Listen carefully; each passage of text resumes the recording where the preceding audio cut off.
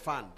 And it is very clear the way he has put it in his eloquence that under the Constitution, the consolidated fund has charges. The first charge, the second charge, and if you are going to put money there, definitely it is going to be controlled by the rules of the consolidated fund. Now, which one will come first? Will it be the establishment of the infrastructure fund or the passing of the sessional paper? So that we know that once we pass the sessional paper, then we know where the money will actually be rightfully lying. Thank you. Honorable Kamene. Thank you, thank you. Mine is just one question. I've observed when committee chair was giving his calculations on how they arrived to the sales of the shares. And I just want to, I've just been asking myself, recently we had the Portland shares that were being sold. And it came out very clearly.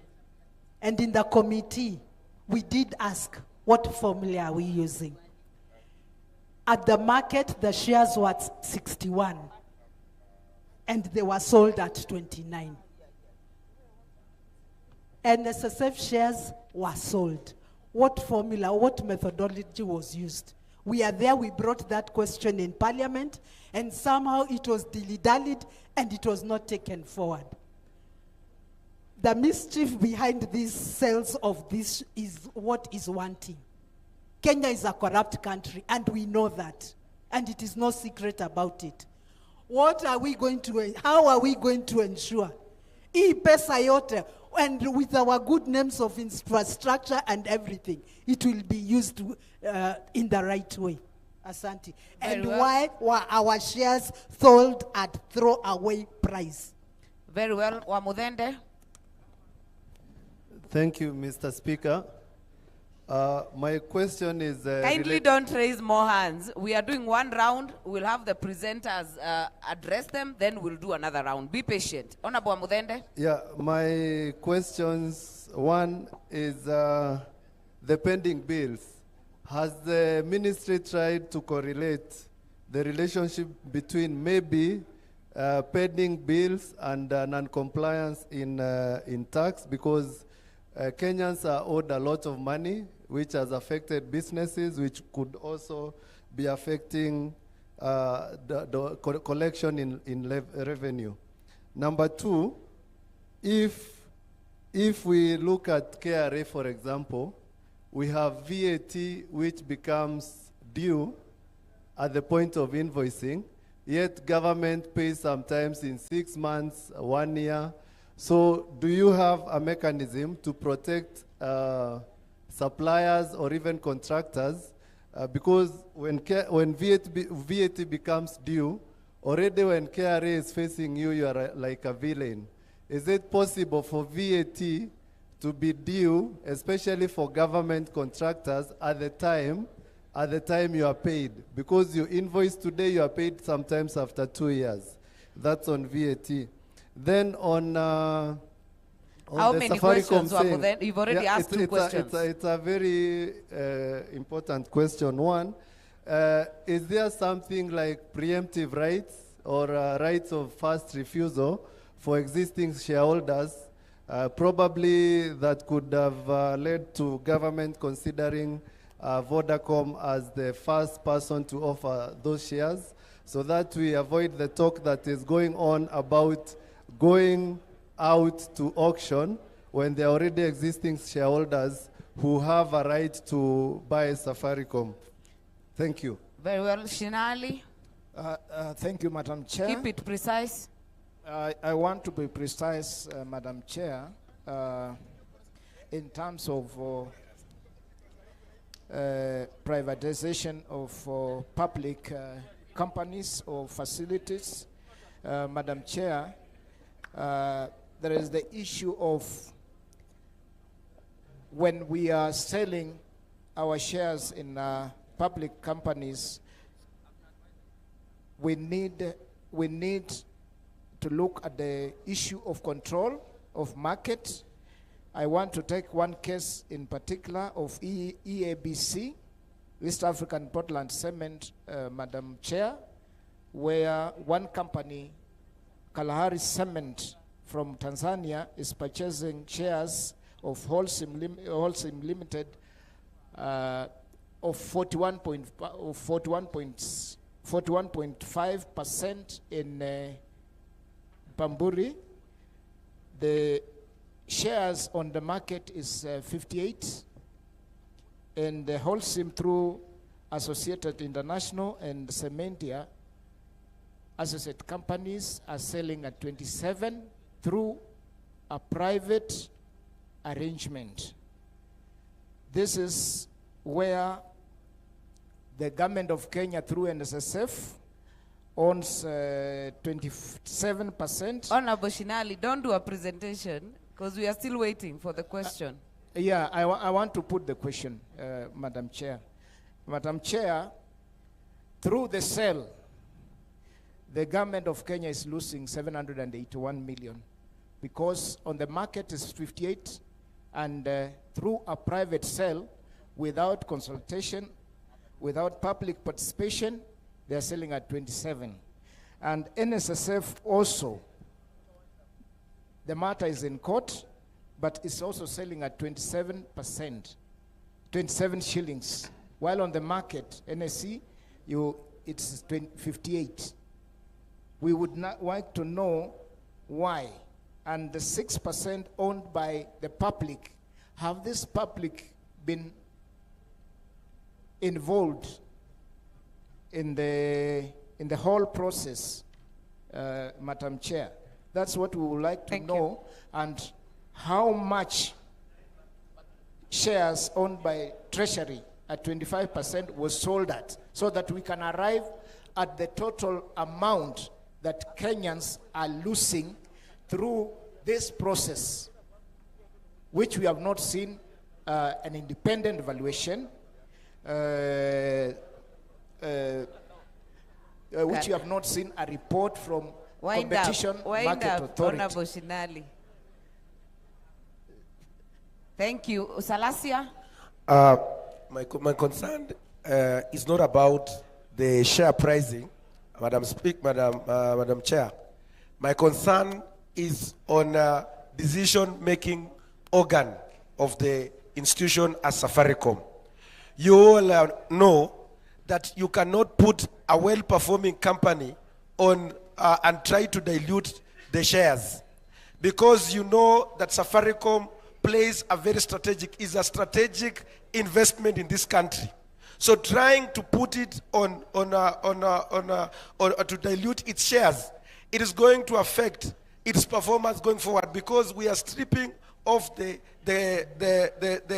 assets or the capital and put into other things. So I want to stand here to challenge the Bwana PS that it's not prudent to reduce the government say, because we know government relies on SAFARICOM and on many areas, and we must know the fundamentals of SAFARICOM, that it's not about making profit, but how strategic it is to this country. So when a PS trying to interfere with the SAFARICOM, you are going to mess up. Like yesterday, even SHA relies on SAFARICOM, everything relies on SAFARICOM. So honorable members, I want to ask you, don't even bother to listen about the pricing. It is not about the pricing. We have a company like Mumia Sugar that was performing so well before it was put on NSC.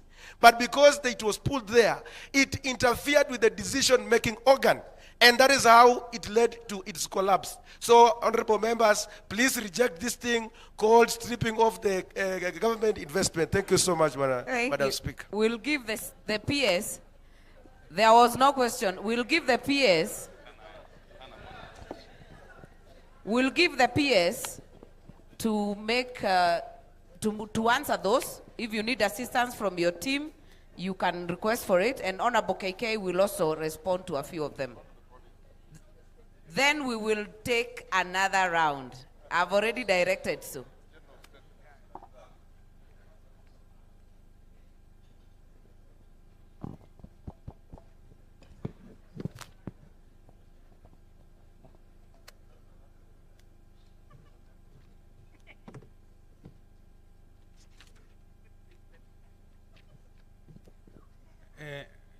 Mr. Speaker and honorable members,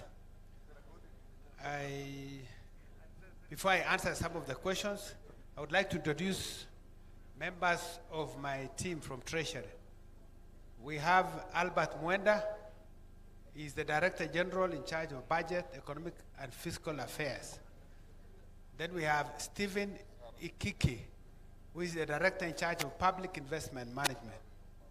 And then we have Mr. Bet, who is in charge of Parliamentary Liaison. Is in charge of matters Parliament. So, Honorable Faith, your question was on pending bills. And I would like to report that a pending bills verification committee was appointed and gazetted to finalize work by last year. But we had to give additional time because the workload was more, and their mandate ended in December last year. So we have now a report that has been presented to us, which we are getting ready to present to Cabinet for approval on the next step. The figures I have seen is that of the 660 billion that were given to the committee, they have managed to recommend for payment about 255 billion. Out of that 255 billion, 80 billion is to the road sector. And that has already been settled through the securitization of RMLF. So we have a balance of 175 billion, which is we are going to take to Cabinet, and it's our intention that we have, allocate financing and bring to you for approval in Parliament in this supplementary. And if our fiscal framework can accommodate the entire amount, we will do so. If not, we will also have part of it to be settled in July, the next, so that we clear it in 2 fiscal years. It is our intention to clear everything verified, because we are also aware that many entities are really suffering because they have not been paid. And so that is why it is very high on agenda. Honorable Karoli, I think in the independent market survey, I thought FCPA chairman, Mr. Honorable Kuria, did very well by actually bringing the formulas here. I am a person from economics and finance, and I fully concur on the valuation approaches he presented and the numbers that came out there, because I think I have also interacted with them. So if you look at the volume, what we call volume of weighted average price for the last 6 months before the time when we went for the valuation, you will see that average price was showing 27.5 shillings. And you saw the market price that was given there was around 24. I think the highest was 36. What was eventually agreed with the Vodacom was 34 shillings, which is, so this sale is being done at premium of 23.7%. And I know the prices may have changed from that time, so that what you see in the market may be lower, but you will see that it is above 17%, selling at a premium. So here, we are getting value for money. And then early dividend, you also saw, it was shown clearly. You are getting 40 billion early, in advance, and you pay 55 in 6 years. So if you took 40 billion now, assuming you took a debt, you would find that the mathematics is short. Maybe someone should show us that slide.